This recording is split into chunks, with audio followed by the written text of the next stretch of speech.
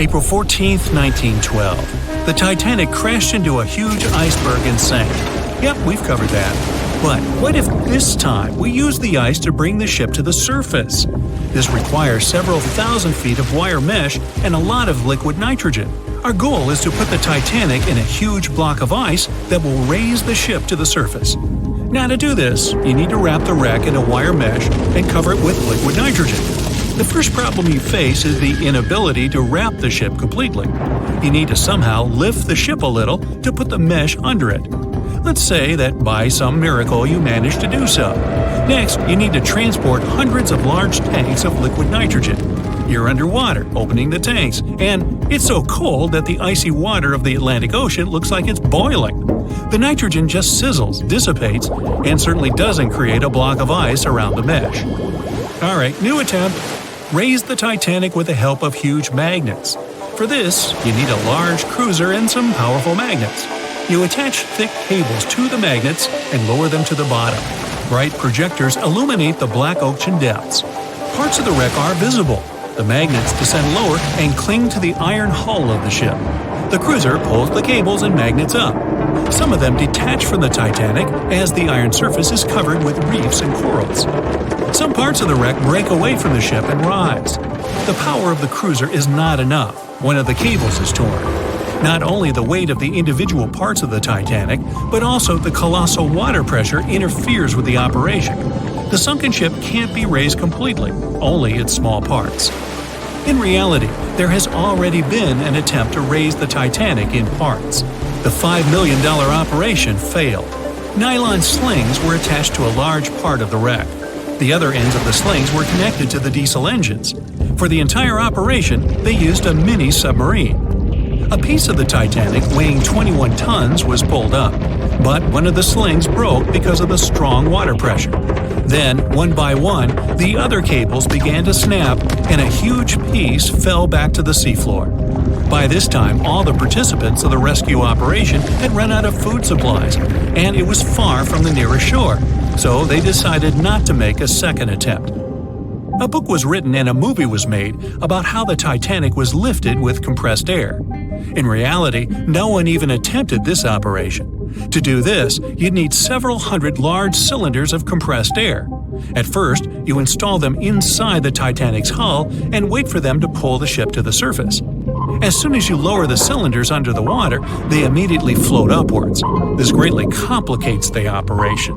You need to fasten the cylinders with cables and pull them down to the bottom using a powerful submarine, or better yet, several of them. Because of the high pressure, the cylinders might burst. In this case, the blast wave would hit other cylinders and provoke a catastrophe.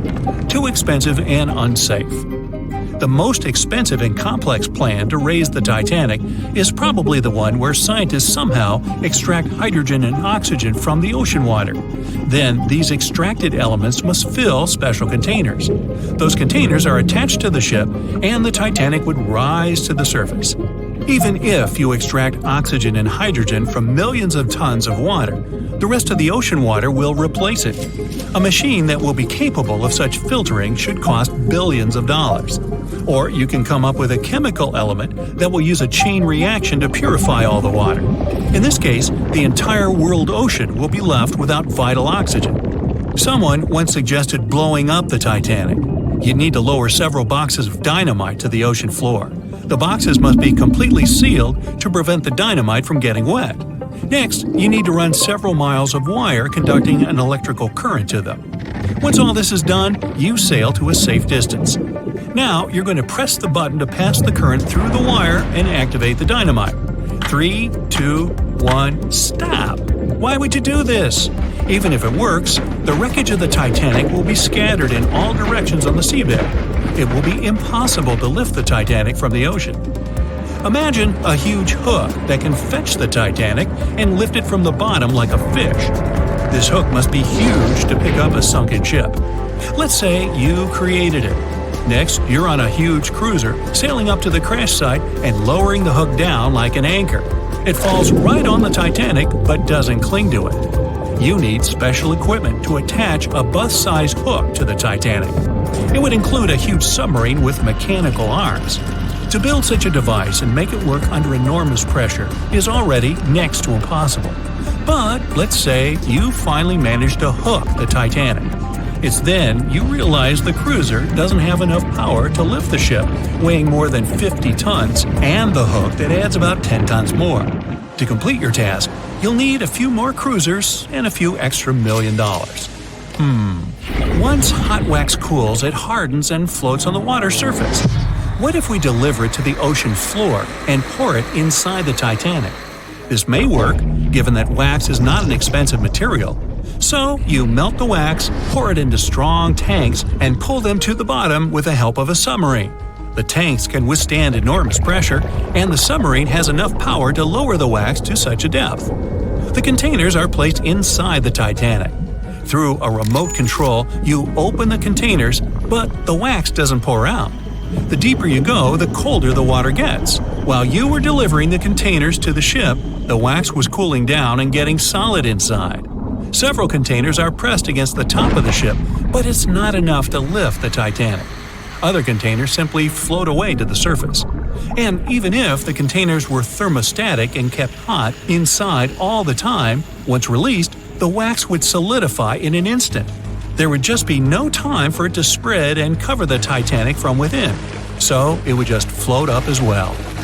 Alright, you fill several large and sturdy bags with Vaseline. This substance acts just like wax in the cold.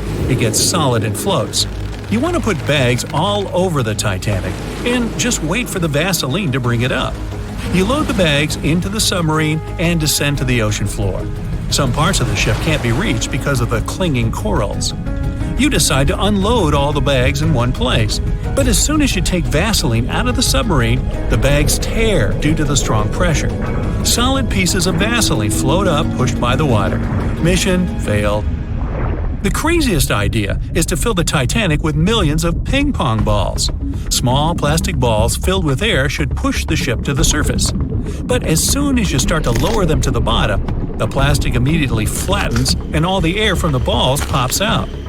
You can deliver the balls inside a submarine, but once you put them inside the Titanic, the pressure will crush them again. Also, you can create balls made from strong ultralight material and fill them with air.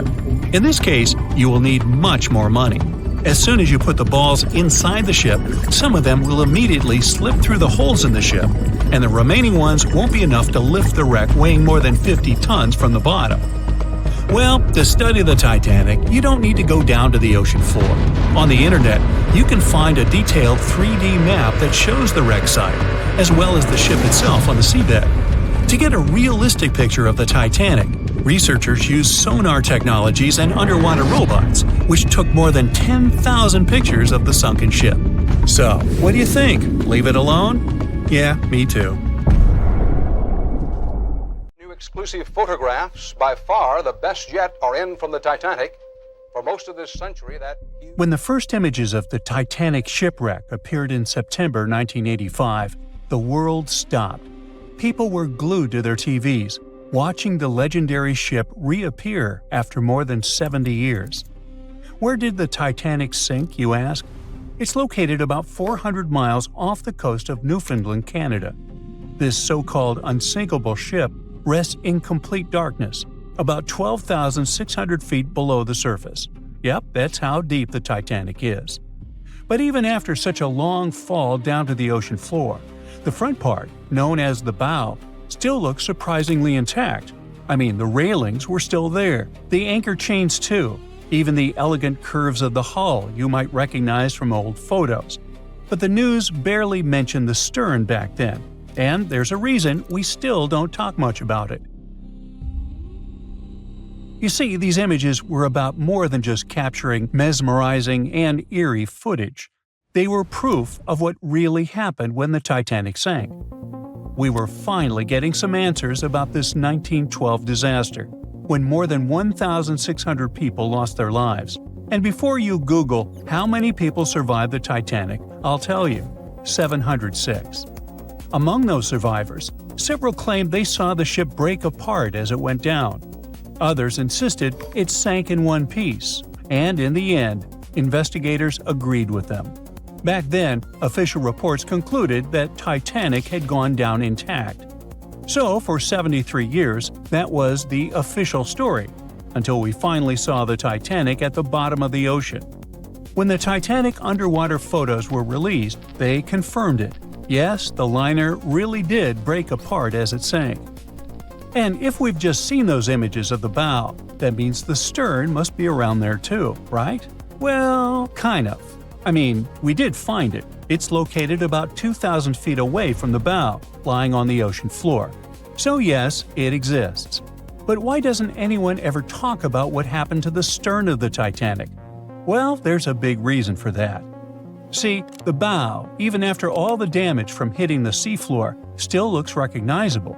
Many of its interiors are surprisingly well preserved, and it's lying as if the ship was continuing its voyage. But the stern is destroyed.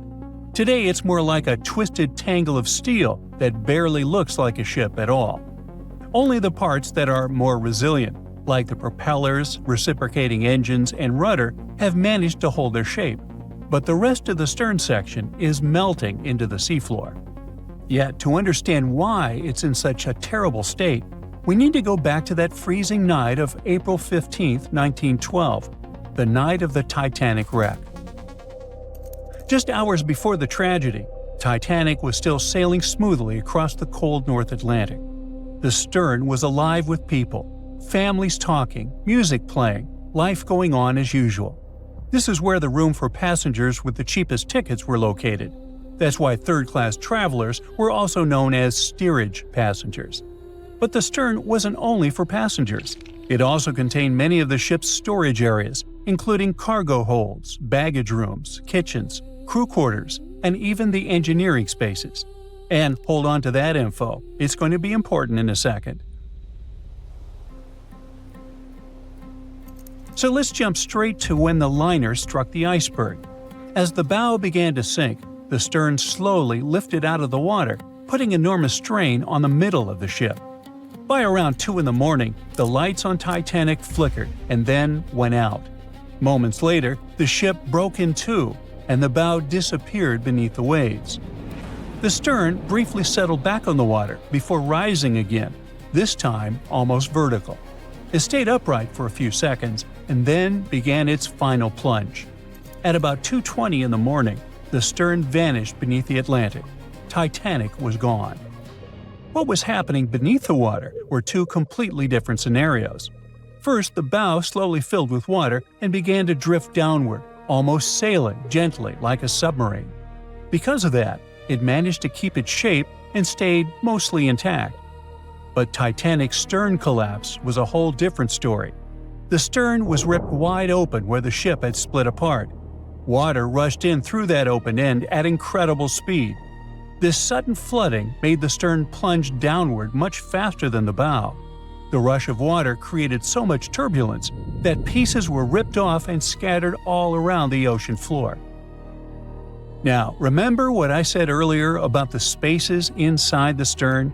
Those huge storage areas were wide open, and many of them contained air pockets. So when the stern section broke away, it still had compartments filled with trapped air. As it spun down into the depths, this increasing water pressure crushed those pockets one by one. The surrounding structure began to implode, scattering pieces of metal, furniture, statues, and passengers' belongings across the ocean floor. So many experts believe the immense water pressure made that section collapse as it sank, and that's why we can't see much of it today. And now you know the answer to the Titanic back section mystery. We don't talk about it much, simply because there's not much left to see. It's like the part of the Titanic story that's too broken or too painful to talk about openly. The side of the ship that truly feels lost. And sorry to say this, but that's the future of the bow, too. I mean, it won't be there forever. The iconic shape of the wreck is changing year after year, and not in a good way. The front part of the Titanic is deteriorating, and one day, it'll be entirely gone. Down on the seabed, the Titanic faces enormous pressure, nearly 390 times greater than at the surface. The good news is, there aren't any air pockets left inside the ship, so big implosions won't happen again. But the bad news is that the ship's own weight is now helping to tear it apart. As those 52,000 tons of steel slowly settle into the ocean floor, they twist and pull on the hull. Submersible missions have already spotted large cracks running through the steel plates, and even the decks themselves are starting to cave in. And there's something else. The wreck might look cool and spooky today, but that actually comes from a thick layer of bacteria and microbes covering it. The problem is, they're slowly eating the Titanic. Yep, most of the corrosion happening down there is caused by bacteria, and this is gradually weakening the entire structure. Steel plates, beams, and supports are getting thinner every year. Scientists estimate that the ship is losing between 0.13 and 0.2 tons of iron every single day. Still, even at that rate, the wreck won't vanish overnight. Experts believe it could take up to 420 years for the liner to disappear completely. Until then, we'll keep watching this sad but natural process unfold. Parts of the ship have been falling apart little by little since the night when Titanic sank, and a lot has already changed since we started taking underwater photos, like the railing sections that have dropped and the ceiling in the captain's bathroom that's collapsed. That's why so many expeditions are now focused on capturing footage and detailed scans of the Titanic shipwreck, to preserve its memory before the ocean takes it all. It's our way of keeping the story alive, even as time and nature continue their quiet work. Maybe those hungry bacteria can take a break from their buffet, so that Titanic can rest in peace with many more years to come.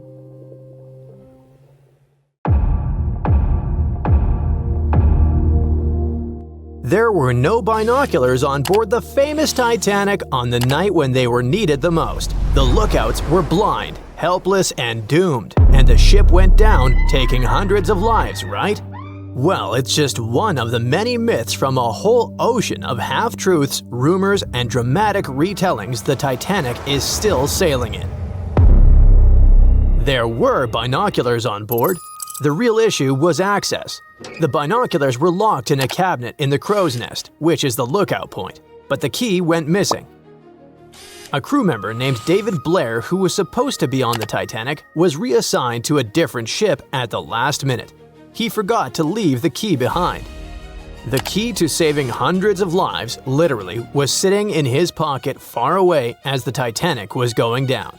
But we'll never find out what would have happened if the key had been there. The sky was clear that night, but there wasn't a moon to light the way, and there was no wind, so the sea was glassy, and there were no ripples, which are the usual warning signs of icebergs floating around. Then there's the idea that the Titanic was racing across the Atlantic to break a speed record, but historians disagree. The Titanic's crew knew there was ice out there, but instead of slowing down, they just kept going, cruising around 22 knots. That's only a couple of knots slower than her top speed, but the Titanic wasn't being pushed to her limits. Many of her furnaces weren't even fully stoked. And it was normal practice for that time to just keep going and trust those on the lookout to spot the ice before the ship hits it.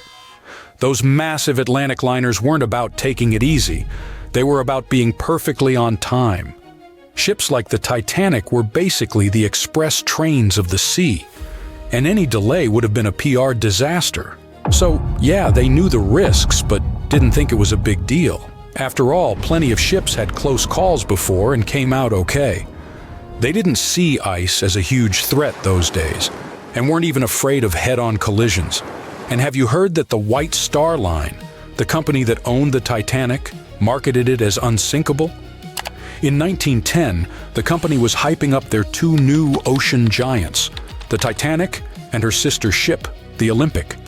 Their ads proudly declared these ships were designed to be unsinkable. What the company meant by it was that, on paper, the design should keep them afloat. Later on, they even had to clarify that they never promised the ships were actually unsinkable. By 1911, before the Titanic even hit the water, magazines were already running wild with the idea. Writers were calling her practically unsinkable, pointing to her fancy new watertight compartments as proof. And just like that, A legend was born before the ship even left the dock. After she went down, even one of White Star Line's own executives admitted during the official inquiry that when he first heard the news, he didn't believe it. He genuinely believed the Titanic couldn't sink. But that whole unsinkable thing was never the main selling point. White Star Line wasn't really pushing safety, but selling luxury. The Titanic was supposed to be the crown jewel of ocean travel, massive, elegant, and dripping in comfort. Another story that just stuck with us is that before the iceberg even struck, a coal fire was burning away in one of the Titanic's bunkers. It weakened the ship's hull and made it more vulnerable. Some people even say that fire caused or accelerated the sinking. Well, it's partially true. There was a coal fire in one of the Titanic's coal bunkers before the voyage. Fires in coal bunkers weren't unusual in steamships of the time. They could smolder for days. But it was nothing like a fire that would be raging uncontrollably. Historical timelines, crew logs, and structural analysis all indicate that a fire of such intensity and in such a position couldn't have caused fatal structural damage. If the fire had done that much harm, the ship might have failed even before the collision. But the Titanic stayed afloat for over 2 hours, which means the real villain was still the iceberg. Another twist to the fire story is that it could have distracted the crew, preventing them from dealing with the iceberg situation properly. That sounds more plausible, but still, that's not the same as saying the fire was the real culprit. Speaking of the real culprits, there's no doubt it was an iceberg, but the scale of disaster it caused was way more subtle than a big movie-style gash in the hull. Instead, it produced many tiny fractures in the ship's rivets, seams, and metal joints. Each fracture was almost unnoticeable, but because the ship was cruising, the water was steadily running through those micro gaps under pressure. It slowly seeped into multiple compartments and filled 6 of the watertight sections. The Titanic lingered, hovered, took on water, and was failing compartment after compartment. She sank over a period of 2 hours, rather than going down in minutes. If the iceberg had catastrophically torn open the hull, the ship would have gone down almost immediately, and people would have had no time to react and escape. Sadly, not all of them had that chance anyway.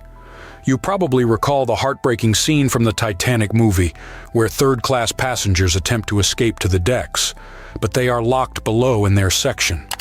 Well, it's only partially true. Yes, there were barriers separating passenger classes, but they were mostly in place to comply with U.S. immigration laws. Third-class passengers going to America in search of a new life had to pass health checks and immigration processing. That's why they were traveling on separate decks. There were some lifeboats for them, although not in the third-class sections of the ship, so they would have to navigate a maze of corridors and stairs to reach the top. And many of the third-class passengers didn't even want to try, as they didn't want to leave their luggage behind. In the end, only about a quarter of the third-class passengers survived, but no one forcefully kept them on the lower decks. Now let's switch gears and discuss the Titanic facts that people used to deny or overlook, but which have since been proven true. For example, most deck plans and diagrams you've seen in Titanic documentaries don't show a hidden deck down under the waterline called the inner bottom. Many outside engineers did not fully understand or discuss it. This hidden deck stretched nearly the full length of the ship and had 44 separate watertight tanks. Most of them were for water ballast, some for fresh water. There were also wing tanks, port and starboard, which helped with balance. The inner bottom was like the ship's built-in organizer. It divided the Titanic into separate sections, allowing different parts to remain balanced and easier to control. It was designed to stay afloat with up to 4 of the forward compartments flooded. Sadly, the rendezvous with the iceberg opened 6 compartments, and you know what happened next. And finally, my personal favorite Titanic myth is that the ship split cleanly in half, like some Hollywood action scene. Blame James Cameron for that one. We all cried when we saw it, but reality was way uglier. For many years after the tragedy, survivors couldn't all agree on what they saw. Some said the ship went down whole. Others swore it broke apart. No one believed the second group until the scientists found the wreck in 1985. Then, They finally confirmed the truth that the Titanic had indeed broken in two, but not neatly. The metal twisted, tore, and shredded as the stern lifted into the air, and two opposite forces ripped it apart. And to make it even more tragic, the people were still clinging to the back half when it snapped and plunged into darkness. Titanic. The Titanic. The Titanic. The Titanic. Titanic. The Titanic. The Titanic. Titanic. The Titanic. Congratulations! You can now forget everything you've seen in the movies or everything you've read in books and newspapers and heard from people. Now we have the most detailed and reliable study of the famous sunken ship. A large-scale Titanic 3D scan allows us to see in fine detail everything that happened during the disaster.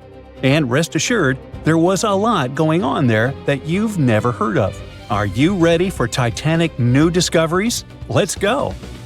There's a fat chance, or a thin chance, take your pick, that there are no people here who haven't heard of what happened. But just in case, here's the quick backstory. On April 10, 1912, the giant cruise ship Titanic sailed from Southampton, England to New York City. 4 days later, the ship collided with an iceberg and sank in the freezing waters of the North Atlantic. It was one of the most tragic and biggest disasters in the history of sea voyages. Since then, the wreck of the giant ship has been lying under a layer of icy water. For decades, people wanted to get this ship from the bottom many times, but they never fully tried. Passenger stories, documentaries, and books have given us a complete picture of what happened. But the only witness that can tell us about those tragic events is the ship itself. And some people decided to ask it about that night. A group of experts, oceanographers and cinematographers, recreated a virtual version of the events and showed it in the documentary Titanic: The Digital Resurrection. This is the most detailed digital reconstruction of how the Titanic sank ever made. To create it, specialists from the Magellan Company sent marine robots to the bottom where the ship lies at a depth of 12,500 feet. In such a place, all objects experience immense water pressure. To better understand how great it is, imagine the weight of a heavy barbell on your fingertip. Experienced divers with standard scuba gear can only swim at depths up to 130 feet and a little deeper. So it's a challenging, almost impossible mission to descend to such a depth and conduct research. It's dangerous for people. That's why the team of specialists sent robots there. Equipped with cameras for deep-sea surveys, they took more than 700,000 photos and videos in 4K resolution. They were collecting data for 3 weeks, exploring every part of the ship. Eventually, they had about 16 terabytes of data. Now, 1 terabyte is 1,000 gigabytes. Is that a lot? The largest game on PC, Microsoft Flight Simulator, weighs about a half a terabyte, and it has maps of the entire planet to create a realistic flight simulator. Still, this huge program weighs 32 times less than that Titanic scan. Imagine how detailed the model of the ship and the simulation of the disaster turned out to be. Moreover, the team combined all this information with the drawings of the ship. They calculated the speed of Titanic that night, its direction, its position, and the angle of impact with the iceberg. All of this was uploaded to supercomputers to create precise crash simulations. After that, specialists studied eyewitness reports, got consultations from historians and maritime experts, and then presented a detailed staging of the tragic night. Some things turned out to be different from what you know about them. For example, the iceberg didn't make a huge hole in the side of the ship. A Titanic wreckage scan shows that a piece of ice had struck a glancing blow and created several holes in the hull. Each of them was the size of an A4 sheet of paper. How could such minor damage destroy a giant ship? The problem was that those A4-sized punctures covered the entire length of the case. The Titanic's creators claimed that it was the most unsinkable ship in the world. However, its unsinkability lay in the fact that it could stay afloat even if 4 of its watertight compartments got flooded. But the collision with the iceberg led to the flooding of 6 of them. The iceberg had a mere 6.3 seconds of contact with the ship and still managed to sink it. The Titanic wreckage scan also showed a portal with a broken window. The iceberg probably crashed in there. This finding confirms the words of eyewitnesses that pieces of ice got into the cabins. Just imagine how frightening that was. You're sleeping peacefully in your bed, then you hear a loud crash, and a piece of iceberg falls into your cabin. And after that, absolute chaos begins. The researchers found out exactly how the ship had split in half. In the famous movie, we all saw how the back of the ship had risen above the water and then broken off. The ship indeed broke, but not as gently as we saw on the screen. Yeah, the scale of the disaster was terrible, but the reality was even worse. The ship wasn't just broken, it was torn in two. Wooden and metal parts of the ship, pipes, chunks of the hull, walls, everything was torn and bent. The first-class cabins were torn in two. Imagine the screeching of metal that sounded on that cold night. Researchers compared other Titanic facts versus the movie. One of them was a story about First Officer William Murdoch. In the movie, his character attacked passengers who were trying to board the boat. But in reality, everything happened differently. Titanic survivor Charles Lightoller said William Murdoch had drowned when he was trying to lower a lifeboat into the water. He didn't attack anybody, but still faced a tragic fate. There are no exact details, but high-resolution scans have confirmed this version. But one of the most impressive and heroic tales that happened on the Titanic occurred in the boiler room. With the help of robots, experts discovered that one of the boat's steam valves had been left open. This finding only confirms eyewitness stories that the engineers stayed in the boiler room for more than 2 hours after the collision with the icebergs. This group of brave people maintained a power supply until the very end. Why did they do it? Proper lighting on the Titanic helped people safely lower the boats onto the water. Electric power also made the Titanic visible to distant ships. Moreover, passengers reported that the Titanic's lights were on even when it was submerged underwater. The brave feat of the engineers helped save hundreds of passengers' lives. Who knows, perhaps further research of the ship will tell us more about other heroic actions of the passengers and crew members, actions that will be worth making a movie about. In addition to studying the ship, the researchers also scanned the seabed around the wreckage, where not only parts of the Titanic but also personal belongings of passengers, including gold coins, pocket watches, combs, shoes, and so on, were scattered. By the way, many of those items have been raised from the bottom and sold at various auctions. You can also see some artifacts from the ship in specialized museums.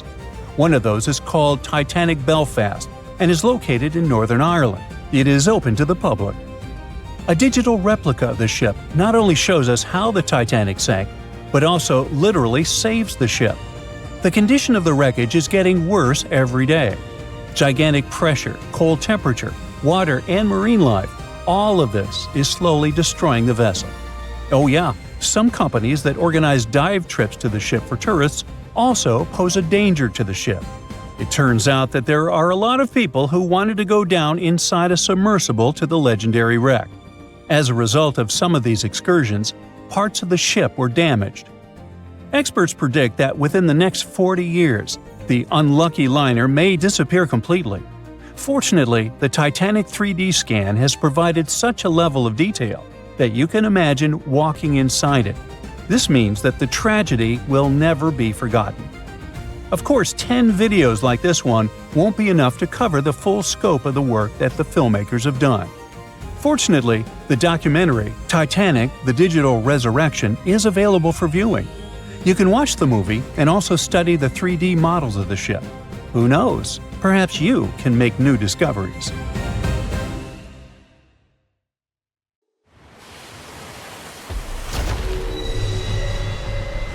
Over 1,500 people lost their lives in this part of the ocean, so maybe it's a prudent idea to stay away from it.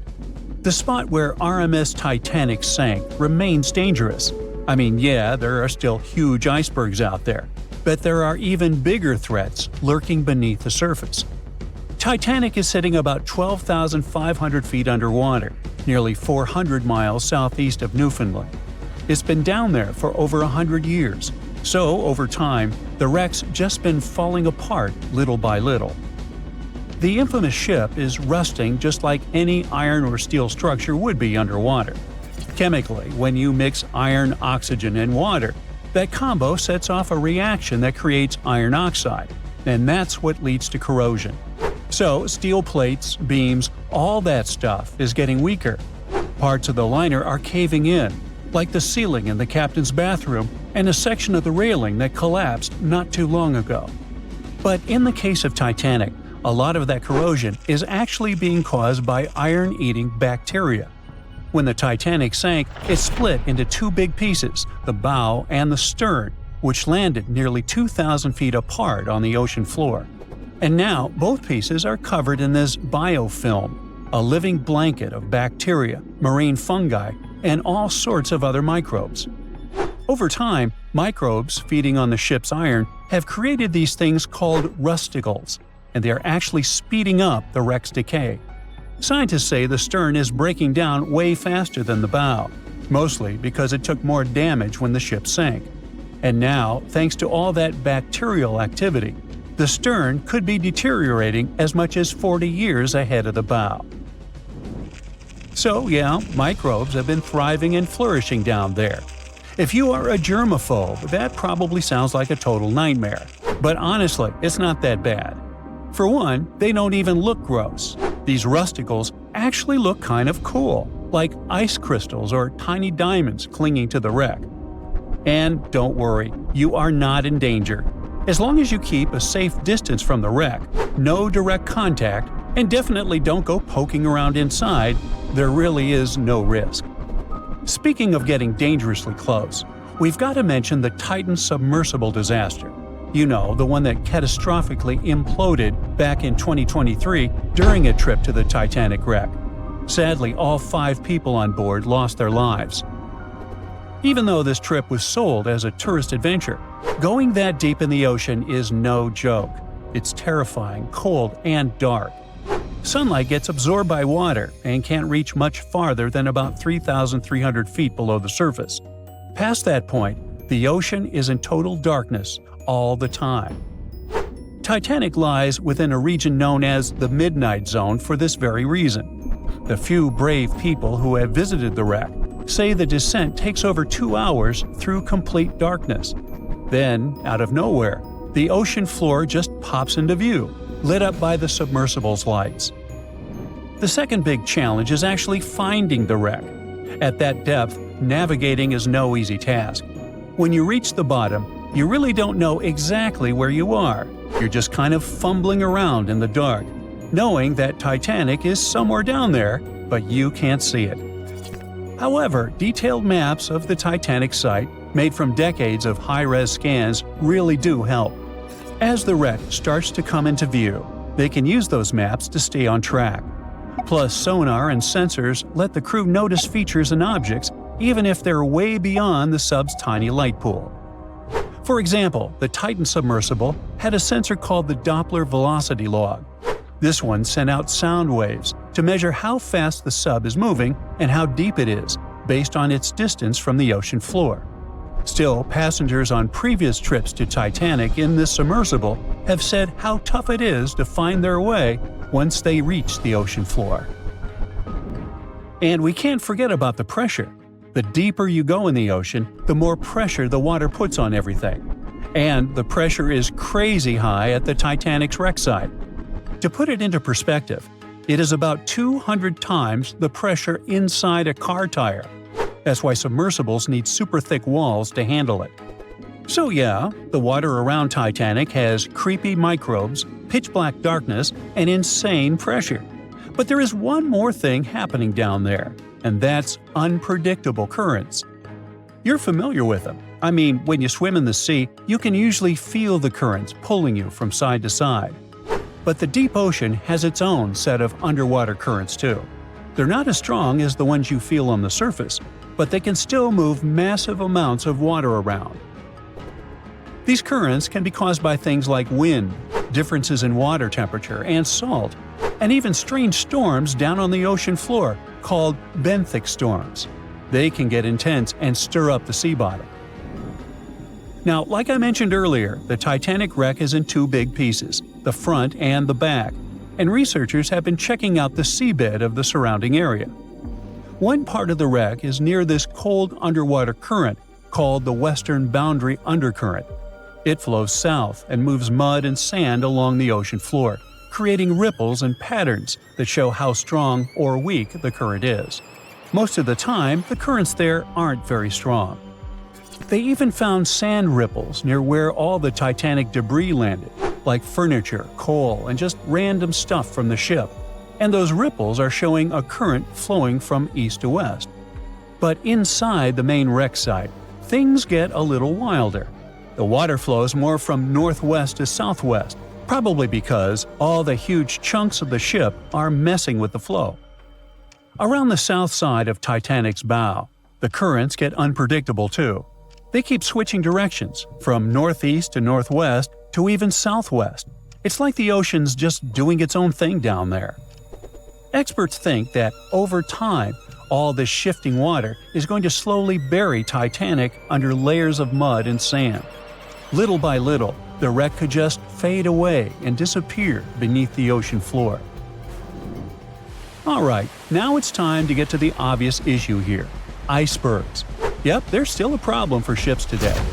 In 2023, around 380 icebergs flowed into the busy shipping routes between North America and Europe.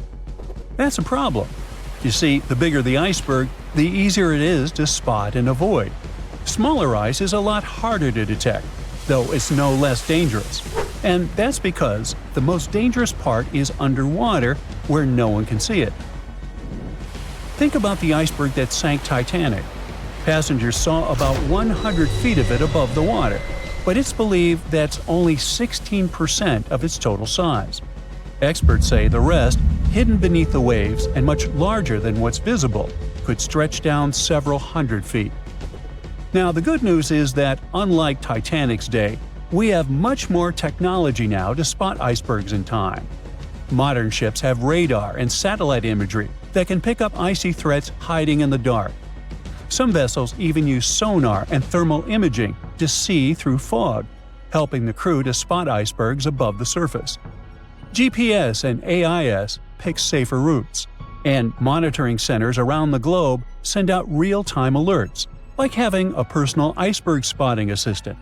So, yes, it is a massive upgrade from just relying on binoculars. You won't have to worry about icebergs on your next cruise vacation, even if it passes alongside Titanic's route. But just to be extra safe, try not to travel with anyone named Jack or Rose, and never play the violin while on board. Just saying. By April 1912, the Titanic was the most expensive and unsinkable ship in the world. These days, the sunken Titanic is associated with some of the most expensive expedition tours in the world. Despite the terrible tragedy, people have built profitable businesses using the famous ship, and these businesses can be very dangerous. The Titanic fell to the bottom of the icy waters of the North Atlantic in 1912. It was more than 70 years before people finally discovered the ship. It happened in the 80s, when researcher Robert Ballard carried out a secret mission to search for sunken submarines. In addition to his mission, Ballard also wanted to search for the wreckage of the Titanic, if he had the time. In short, he did find the Titanic. This discovery became the beginning of big profits, fighting for customers, lawsuits, and the destruction of the wreckage. Shortly after the discovery, Ballard came to the U.S. Congress and testified about the Titanic he'd found. He suggested making a sea memorial out of the wreck's site and leaving this place untouched. In 1986, Ballard installed a plaque on the Titanic, and the story ended there. But not for long. The Titanic tragedy was a popular theme, so many companies realized they could make a lot of money out of it. In 1987, an American company, Titanic Ventures, descended to the wreckage together with the French National Institute of Oceanography and got about 1,800 artifacts from there. Then the company received the rights from the US government to rescue the Titanic by parts.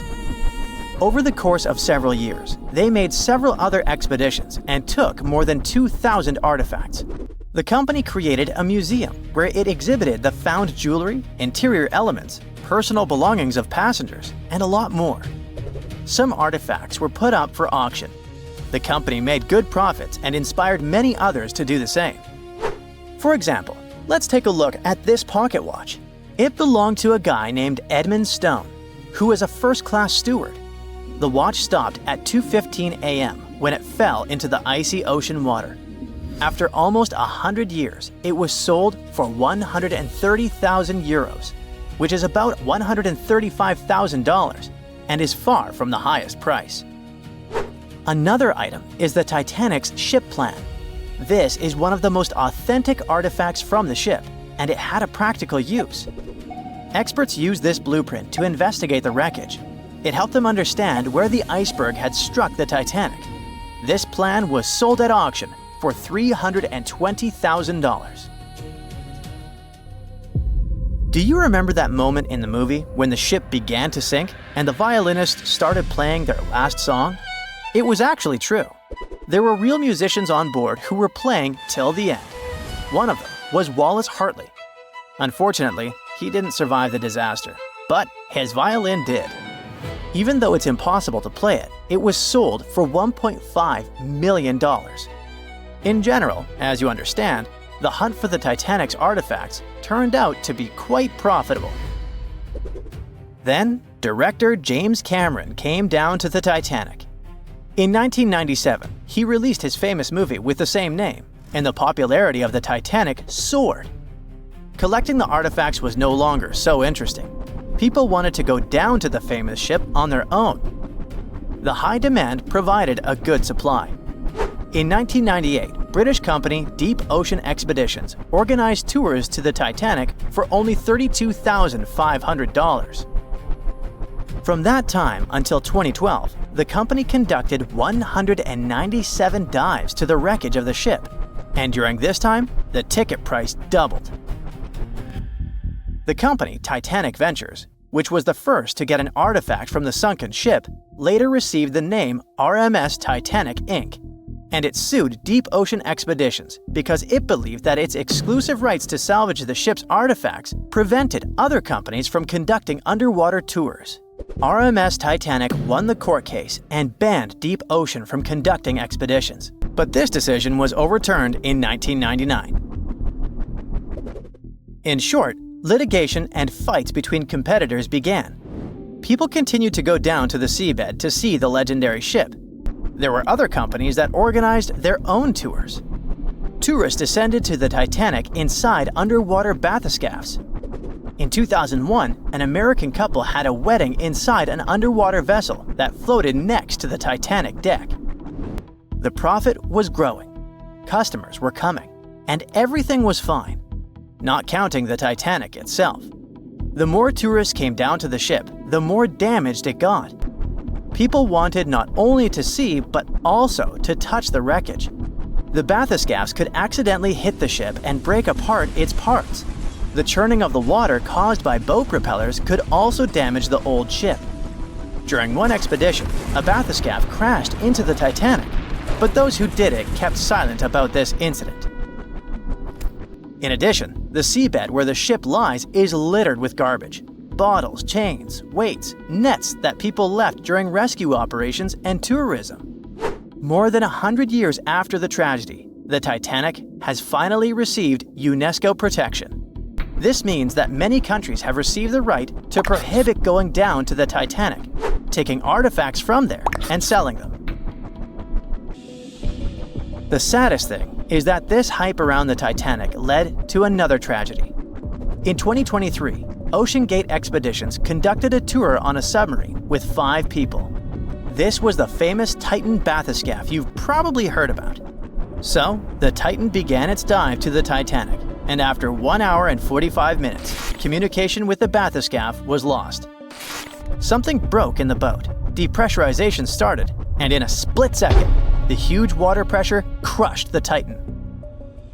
Despite the danger of such a dive, there are many people who want to go on an expedition to the Titanic to see the ship with their own eyes. They're not even deterred by the price of such a tour, which has increased by several times. But for those who don't have several $100,000, oceanographers and divers have created a digital copy of the sunken Titanic. Using a computer, you can visit the ship, walk through its halls, cabins, and deck. The copy has preserved some parts of the ship which don't exist anymore. For example, the famous railings on the ship's bow where Leonardo DiCaprio hugged Kate Winslet have recently collapsed. And you can also visit museums dedicated to the Titanic. There, you'll see various photos, elements of the ship, personal belongings of passengers, and many other artifacts. Anyway, if you have a lot of money and you still want to go down to the Titanic, think twice.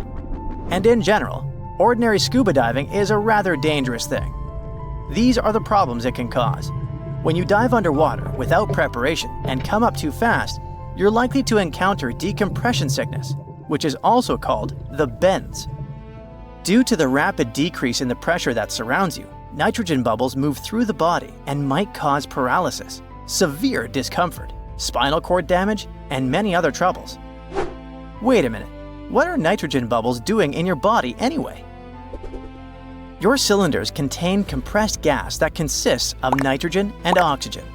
And when you inhale this substance and the pressure around you sharply decreases, nitrogen accumulates in bubbles. According to Henry's law, the solubility of gases in a liquid is directly proportional to the external pressure. The liquid is flowing in your veins and arteries, and the external pressure is tons of seawater around you. Any change in your body pressure can also cause loss of consciousness, and underwater depths are not the best place to faint. Check out on YouTube what happens to people who don't adhere to safety regulations and experience the bends. You'll see that this is a rather unpleasant feeling. What if you get a bad instructor, or you panic and start rising too fast? Or the depth might turn out greater than you expected. Of course, when you're inside a bathyscaphe, looking at the Titanic through the window, you feel much more comfortable. But if you're going to scuba dive to big depths, good preparation is vital for you.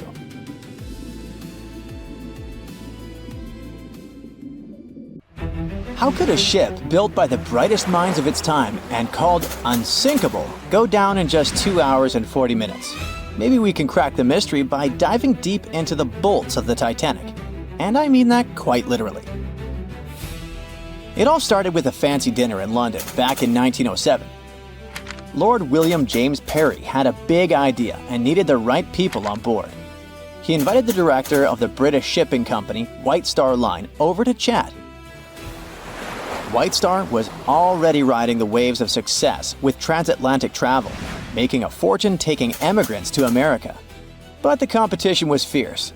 Cunard, one of their biggest rivals, had just launched 2 sleek, fast ships, the Lusitania and the Mauretania. These ships were the latest and greatest in both speed and luxury. Parry wasn't about to let that slide. As chairman of an Irish shipbuilding company, he figured if he teamed up with White Star, they could dominate the scene. That same night, over dinner, they started dreaming up an entire fleet of ocean liners. The Olympic, Titanic, and a third ship that eventually became the Britannic. Soon those ideas were being turned into reality. The construction of the Titanic and its twin, the Olympic, kicked off. It was such an impressive affair that they had to build 2 new shipyards on Queen's Island, known as Titanic Quarter, in Belfast Harbour. But building something that massive? Way easier said than done. Harland and Wolff, the British company behind the construction, had their hands full. This was the biggest ship anyone had ever tried to build, and it took 15,000 men working round the clock to make the dream happen. The Titanic and its twin were planned to be 882 feet long. It was just enough to stretch another 120 feet longer than the new Cunard liners. By the time it was finished, the Titanic stretched as long as 4 city blocks and high as a 9-story building. Aside from being the largest ship of the time, it also got another nickname. When Shipbuilder magazine went to examine it, they came up with the adjective unsinkable. But something went way too wrong along the way. If we made a quick X-ray of the Titanic, this is what we would find. 2,000 steel plates, each up to 30 feet long and weighing around 3 tons. To put it all together, They built it like a giant metal skeleton, with the keel acting as the backbone and the hull plates forming the outer shell. To beat the competition, the Titanic had to be huge, but it also had to be fast. So to make that happen, they needed to innovate on the ship's propellers. It had 3 propellers, 2 outer ones with 3 blades and 1 central propeller with 4 blades. The outer propellers, which were massive at 23 feet in diameter, were powered by the ship's steam engines. These engines were like the muscle of the ship, converting steam into the power that spun the propellers. The central propeller was a bit smaller, 17 feet across, and it was powered by a low-pressure steam turbine. The combination of engines and turbine was pretty cutting edge at the time and helped the Titanic cruise at about 21 knots. That's roughly 24 miles per hour, which doesn't sound too fast, but for a ship this size, it was impressive. The propellers themselves were made from manganese bronze, a material chosen because it's strong and resists corrosion. Trust me, this is key when you're plowing through salty ocean water. This engine system could produce up to 46,000 horsepower, which would be the equivalent horsepower of 230 cars combined. To make the ship move, there were 2 large propellers on the sides connected to engines that worked like giant pumps, pushing the ship forward. Then, there was a 3rd propeller in the middle, which worked as a steam turbine, a fancy kind of engine, to give it extra push and use less fuel. This whole setup wasn't just about power, it was also about speed.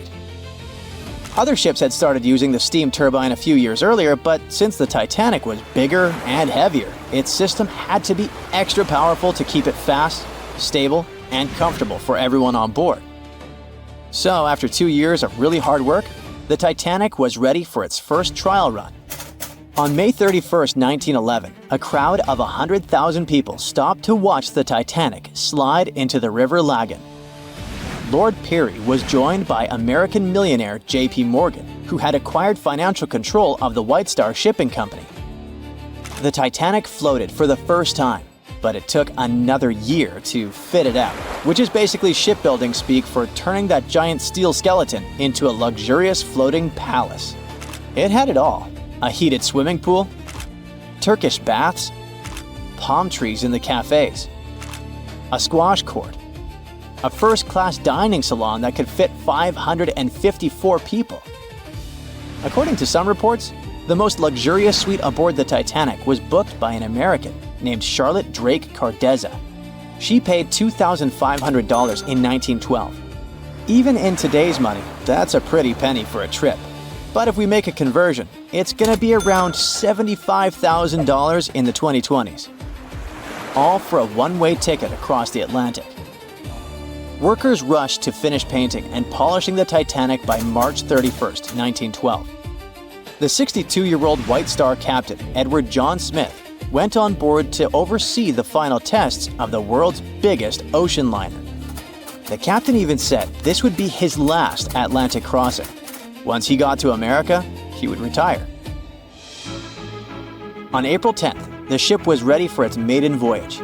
It sailed to Southampton to take on coal and its first passengers. Passenger Sylvia Caldwell asked a deckhand if that gigantic ship was really unsinkable, to which he answered the iconic line that not even God himself could sink that ship. 4 days into the voyage, the RMS Titanic met its fate. Even though the ship got warnings about icebergs, it was gliding super fast in the dark. When the lookouts finally saw the iceberg, it was too close for the ship to stop or turn. Imagine trying to suddenly slam the brakes on a huge car. Now imagine that car was 20,000 times heavier than a normal vehicle and moving absurdly fast. When the Titanic tried to steer away, it ended up scraping the iceberg along its side. Even though the crew tried slowing down and turning, the ship sideswiped the iceberg, ripping open 100 meters of the hull, damaging 6 out of 16 watertight compartments. This caused the ship's front to dip underwater while the back lifted up, just like when one side of a lever gets too heavy. At a steep angle, the ship began to break in half from the middle, which is how it eventually sank. But why did the hull and rivets break so easily? A 1991 expedition discovered pieces of the Titanic's hull and found that the steel used was extremely brittle, especially in freezing temperatures like those on the night of the sinking. The steel didn't bend or give under pressure. It shattered like glass, making the impact much worse. Chemical testing also revealed that the steel had high levels of sulfur, which weakened it. This kind of brittle steel, combined with the high speed and freezing temperatures, was a recipe for disaster. Okay, there were material flaws, but the ship's design also had some serious issues. Those watertight compartments weren't fully sealed at the top. So as water flooded in, it spilled over from one compartment to another, speeding up the sinking process. If the ship had been built with better steel, a double hull, or improved watertight compartments, the disaster might have been avoided. Maybe even long enough for the RMS Carpathia to come and rescue everyone on board. The Titanic wasn't unsinkable, but for that time, it was a triumph of engineering and luxury. The thing is, even the best designs can't always beat nature.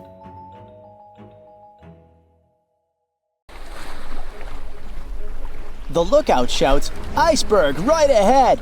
The Titanic strikes the ice. Water starts flooding in. Third-class passengers are locked up. There aren't enough lifeboats for everyone. Panic sets in. Violins are playing. The ship sinks. Well, we all know the story of the movie Titanic like the back of our hand by now. But what if I told you that Hollywood lied to us? To tell the real story of what happened that freezing night in 1912, we need to rewind a bit. The lookout shouts, "Iceberg right ahead!" Yep, that part was true.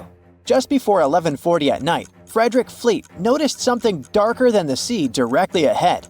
As the ship got closer, he realized it was an iceberg. The engines were quickly reversed and the ship turned sharply. Instead of hitting it head-on, Titanic scraped along the side of the berg, sprinkling ice on the forward deck. If you remember, in the movie, Jack and Rose are having a romantic moment when they feel the ship shudder after hitting the iceberg. Everything shakes as if they were in the middle of a light earthquake. Some real-life passengers reported feeling something similar after the impact, but according to Titanic survivor Frank Prentice, it wasn't exactly like that. He said there was no impact as such, and it all felt more like slamming on your car brakes. The ship stopped, and that was that. Some people even slept right through the collision, confirming that there wasn't such an abrupt impact. Mr. Prentice, curious about what had happened, left his cabin and went out to the deck. When he got there, all he could see was a little ice on the surface, not the towering iceberg that Jack and Rose saw. But as we all know by now, the real damage happened below the waterline, where the iceberg had a jagged spur that slashed a 300-foot gash in Titanic's hull.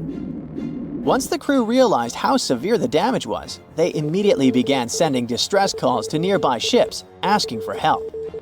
At some point in the movie, the radio operator goes to the captain and says there is only one ship nearby, the RMS Carpathia, which later ends up rescuing many passengers. But in real life, there were more ships around. It's believed that the SS Californian was only about 23 miles away. This ship might have actually seen the Titanic sinking, or at the very least, seen its rockets exploding high in the sky. Yet, for reasons we will never fully understand, they didn't try to help. Let's get back to the story. Now, people need to get off the ship. At 12:45, lifeboat number 7 was the first to be lowered. Just like in the movie, women and children were told to go first. But in reality, some women were hesitant and even refused to get into the lifeboats. Mr. Prentice said this happened mainly for two reasons. First, these lifeboats were high and passengers were terrified of the 70-foot drop from the deck to the ocean below. And second, most women didn't believe the Titanic would actually sink. It was called unsinkable after all. So the idea of getting into a lifeboat seemed pointless at the time. This mindset probably explains why Eloise Smith, a first-class passenger, recalled that there was no panic or chaos at first. Other survivors backed this up, saying that no women or kids were crying. But one thing that was indeed concerning, at least for the crew, was the possibility that the lifeboats might buckle under too much weight. This is one of the theories why the first few lifeboats left carrying only a fraction of their full capacity. Like lifeboat number 7, which only carried 27 people in it, even though it could hold up to 65. In total, Titanic had 20 lifeboats, which could carry about half of the 2,200 people on board that night. But that didn't happen. And now we know the passengers had no idea there weren't enough for everyone. As women were calmly getting into the first lifeboats, musicians headed up to the deck. Their only goal was to play and keep the passengers calm. That's a pretty well-known fact. But the real story is that some survivors said they never saw or heard the band. No violinists whatsoever. It's not like Hollywood misled you though. The musicians did play for over 2 hours after the ship had hit the iceberg. So maybe these passengers were just too panicked to notice the songs, or the musicians started playing later than we think. Now, it's time to talk about the terrible treatment that third-class passengers received. The movie portrayed the crew as cruel, locking the less fortunate below deck like animals, giving them no chance to reach the lifeboats and save their lives. But the official inquiry into the disaster suggested that wasn't true. I mean, yes, fewer third-class passengers survived compared to those in first and second class, but there were other factors at play. Many third-class passengers were reluctant to leave the ship, clinging to their belongings, and had a harder time making their way up from the cabins, which were at extreme ends of the ship. Some survivors confirmed that they were not locked up. In fact, it was quite the opposite. Mrs. George Wabi, a Lebanese woman traveling in third class, said that when chaos had erupted, some brave crew members and well-dressed first-class passengers had actually helped her get up to the first-class deck and eventually onto a lifeboat. At first, the Titanic was sinking slowly, bit by bit. Passengers reported seeing the water rising and hearing pops and cracks. Then, there was a loud boom. Some said there had been just one explosion, while others described it as a series of smaller explosions, which they'd thought had been the bulkheads giving way. And there's also a group of people who said they had only heard a rumbling sound. So not everyone agreed on the sound they had heard, but one thing is a fact. By 2:18 in the morning, the lights on Titanic went out, and the ship plunged into complete darkness. As the bow continued sinking, the stern rose out of the water, putting immense pressure on the middle of the ship. This caused the Titanic to break in two. In James Cameron's movie, this moment is pretty dramatic, with the ship sinking almost straight down into the water. But in reality, the break probably happened at a much lower angle, likely just below the waterline. Even so, it tilted enough that people couldn't stay on their feet and started sliding into the water. One interesting thing is that it wasn't until the wreckage was found in 1985 that it was finally confirmed the Titanic had broken apart. Up until then, survivors had given conflicting stories. At least 8 survivors claimed they had seen the ship split. Emily Ryerson, a first-class passenger, described it as if the Titanic had been sliced in half with a knife. But there was also a small number of witnesses that insisted Titanic had gone down intact. At the time, this theory was more accepted because most people still didn't believe that the supposedly indestructible ship could break in half. So why the conflicting reports? Okay, so what you don't see in the movies, for obvious reasons, is how incredibly dark it was when the tragedy happened. It was like being in a room with no light, where you can only make out shapes and shadows. That's what it was like on the lifeboats. This means passengers couldn't really see what was happening. And most of those who were close to the ship either lost their lives or were too focused on trying to survive to pay attention to the details of the wreck. Although James Cameron's film didn't fully capture how terrifyingly dark the disaster truly was, the 2012 TV series Titanic did a better job of showing the pitch-black horror of that night. Even then, the reality was much darker and more terrifying than either of these two productions could portray. The unsinkable Titanic didn't go down peacefully, which made finding its final resting place all the more difficult. The world-famous RMS Titanic sank in 1912, but was only discovered in 1985 on a secret mission. Although people back in the early 1900s had the approximate location of where the Titanic was, they didn't have the right technology to find it. As it went under, the ship sent several CQD signals, standing for Come Quickly, Distress, to a nearby ship named Carpathia. Come at once, we have struck a berg. It's a CQD, old man, were some of the final words transmitted from the Marconi wireless on the ship. These Morse code messages were also what made the first research missions to the wreck possible. RMS Carpathia found the lifeboats filled with Titanic survivors, but the world also desperately wanted to see what became of the famous liner. Fast forward to 1953. That's when the first serious attempt to find the Titanic wreck happened. A man named Risdon Beasley tried using a loud eruptive device to locate the ship. It sounds weird, but there's science to back it up. When dynamite goes off, the waves from the detonation hit the bottom of the ocean floor. With the help of sonars, scientists would be able to locate if there was anything solid at the bottom of the ocean. But Beasley had no luck. Another 20 years would pass before oceanographer Robert Ballard would make his attempt to locate the Titanic. Ballard had a bit more luck than Beasley. Over the previous years, underwater technology had gotten more funding and so worked much better.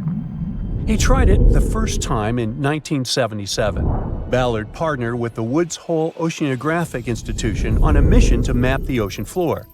While the institute hired him to test out their new mapping technology, Ballard's intention was to go a little further and find the Titanic wreck. In the middle of this new technological ship, there was a hole that allowed for a long pipe to be extended into the water just above the ocean floor. Attached to the end of this pipe, Ballard installed a pod with sonars and cameras. They thought they were in for something big, and so they took the ship to sea to run some tests. That's when, on a trial run, adversity struck. The drill pipe broke, sending all of their expensive material to the bottom of the ocean floor, just like the Titanic. When Ballard failed, another important character came into this story, a man named Jack Grimm, an eccentric oil tycoon. Grimm had become famous for trying to find things such as Noah's Ark, the Loch Ness Monster, and Bigfoot. He also tried to prove the hollow Earth theory that says that the interior of Earth is entirely hollow and hosts underground cities and nations. His search consisted of trying to find a large hole on the North Pole and thus venturing inside the hollow Earth. After his attempts failed, he set his eyes on the jewel liner that had sunk, the RMS Titanic. Grimm had the money, but he didn't have the know-how. So, as a billionaire, he made a big donation to Columbia University and asked in return to use some of their equipment. He hired a team of highly qualified scientists to help operate the machinery. Here's where it gets a little strange. Jack Grimm was a believer in folklore and non-conventional ways of doing things. So he brought a monkey on board and surprised the research team. This monkey, called Titan, was believed to point to a map and locate lost things. In this case, the Titanic.